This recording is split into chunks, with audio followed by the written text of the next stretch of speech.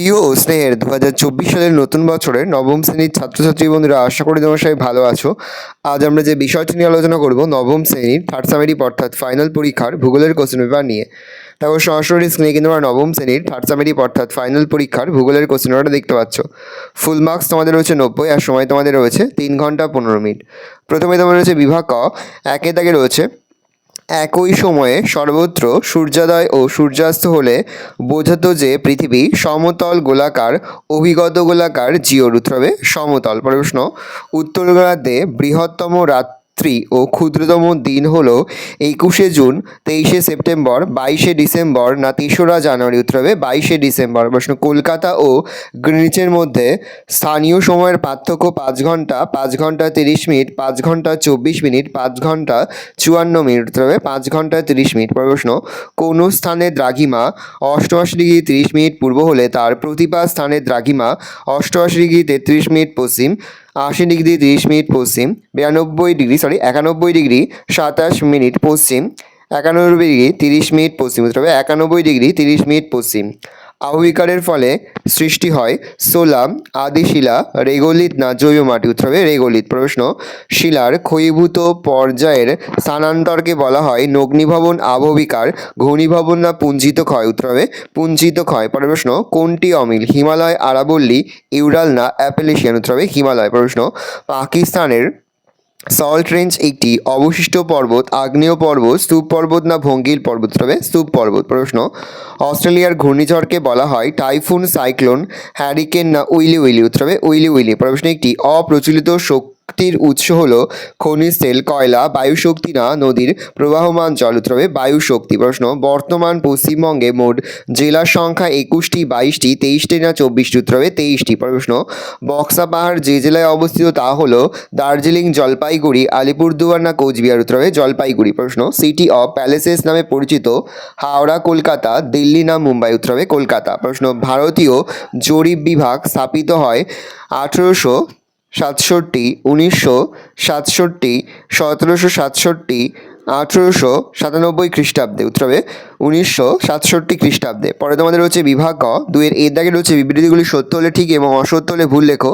যে কোনো 6টি প্রতিটি প্রশ্নের মান 1 করে 1 × 6 = 6। প্রথম, মেরু থেকে নিরক্ষী অঞ্চলের দিকে 69 মাইল অগ্রসর হলে মেরু নক্ষত্রের উন্নতি কোণ 1 ডিগ্রি হয়? তবে ঠিক, তাহলে আমরা ঠিক লিখব। পৃথিবীর আবর্তন গতির জন্য নিয়ত বায়ু দক্ষিণ গোলার্ধে ডান দিকে বেঁকে যায়? তবে ঠিক, তাহলে আমরা ঠিক লিখব। একই গোলার্ধে দুটি স্থানে দ্রাঘিমা যোগ করলে দ্রাঘিমার পার্থক্য নির্ণয় করা যায়? উত্তরে ভুল, তাহলে আমরা ভুল লিখব। পামির গ্রন্থি থেকে হিমালয় পর্বতের উৎপত্তি? উত্তরে ঠিক, তাহলে আমরা ঠিক লিখব। এক্সফোলিয়েশন গ্রানাইট শিলায় বেশি দেখা যায়? উত্তরে ঠিক, তাহলে আমরা ঠিক লিখব। ভূমিকম্প মাপার যন্ত্রটি হলো সিসমোগ্রাম? উত্তরে ভুল, তাহলে আমরা ভুল লিখব। ভগ্নাংশসূচক স্কেল হলো এককহীন স্কেল? উত্তরে ঠিক, তাহলে আমরা ঠিক লিখব। বিয়ের দাগের উপযুক্ত শব্দ বসে শূন্যস্থান পূরণ করো।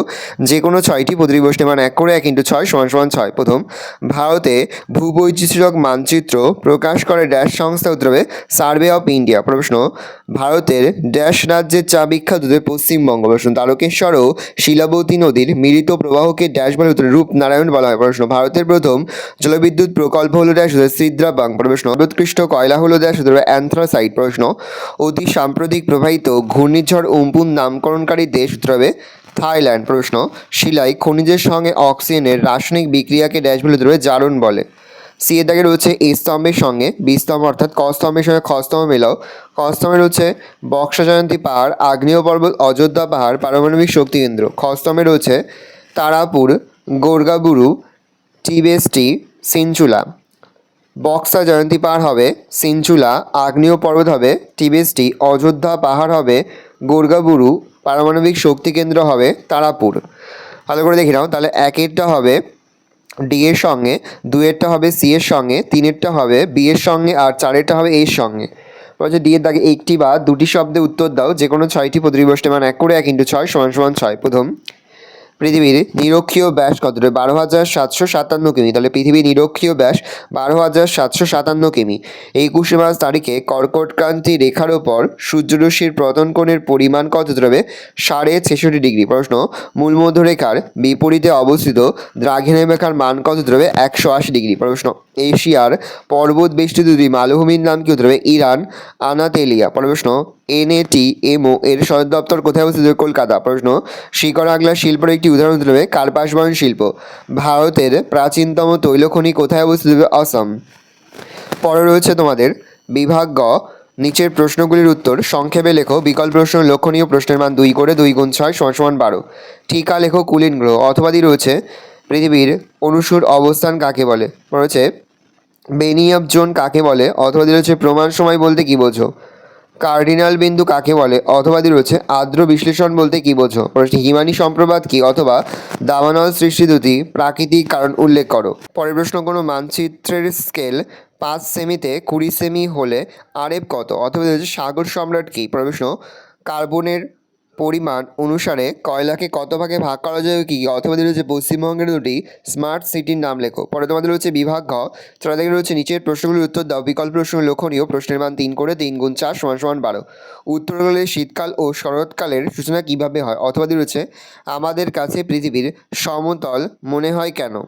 প্রশ্ন, প্রমাণ করো 1 ডিগ্রি দ্রাঘিমার পার্থক্যে সময়ের পার্থক্য হয় 4 মিনিট। অথচ সকল শিলই মালভূমি, কিন্তু সকল মালভূমি শিল নয়। ভৌগোলিক কারণ ব্যাখ্যা করো। প্রশ্ন, কোন বিপর্যয়ের আগে একজন শিক্ষার্থী কিরূপ কর্মসূচি ও পরিকল্পনা গ্রহণ করতে পারে?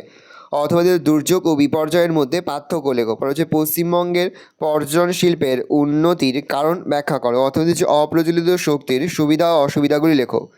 পরে তোমাদের হচ্ছে বিভাগ ঙ, 5-এর এই দাগের যে কোনো দুটি প্রশ্ন উত্তর দাও। প্রশ্নের মান 5 করে 5 গুণ 2 = 10।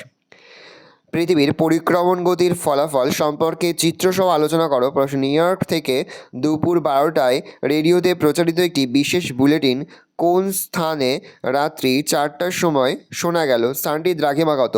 5 সমাধান তত্ত্বের ভিত্তিতে ভঙ্গিল পর্বতের উৎপত্তি চিত্রসহ ব্যাখ্যা করো। খুবই গুরুত্বপূর্ণ একটা প্রশ্ন। পরের প্রশ্ন, যান্ত্রিক আবহবিকারের প্রক্রিয়াগুলির চিত্রসহ সংক্ষেপে লেখো। খুবই গুরুত্বপূর্ণ একটা প্রশ্ন। পরে হচ্ছে বিয়ের দাগে যে কোনো দুটি প্রশ্ন উত্তর দাও। প্রশ্নের মান রয়েছে 5 করে 5 গুণ 2 = 10। প্রথম, আকরিক লোহা শ্রেণীবিভাগ করো এবং ভারতের উড়িষ্যা, ছত্তিশগড় ও ঝাড়খণ্ডের আকরিক লোহা উত্তোলক অঞ্চলের বিবরণ দাও। পশ্চিমবঙ্গের উপকূলের বালুকাময় সমভূমির বিবরণ এবং পূর্ব হিমালয় থেকে উৎপন্ন নদ নদীর বিবরণ দাও। পরে হচ্ছে পশ্চিমবঙ্গের কার্পাস বয়ন শিল্পের উন্নতির কারণ আলোচনা করো। ট্রোপোগ্রাফিক্যাল মানচিত্র ও মৌজা মানচিত্রের পার্থক্য লেখো। তার সাথে মানচিত্র কাকে বলে? পরে তোমাদের হচ্ছে বিভাগ ছ, পশ্চিমবঙ্গের রেখা মানচিত্রে নিম্নলিখিতগুলি উপযুক্ত নাম ও প্রতীক সহ চিহ্নিত করো। প্রশ্নের মান 1 করে 1 × 10 = 10। ঝাড়গ্রাম, ময়ূরাক্ষী নদী, পাঞ্চেতপর পাহাড়, তরাই ও ডুয়ার্স অঞ্চল, ম্যাঙ্গানিজ খনি অঞ্চল, একটি মোটর গাড়ি নির্মাণ শিল্পকেন্দ্র, পশ্চিমবঙ্গের একমাত্র খনিজ তেল শোধনাগার, কুলিক পাখিরালয়, উত্তরবঙ্গের পাট উৎপাদক অঞ্চল, একটি তাপবিদ্যুৎ কেন্দ্র।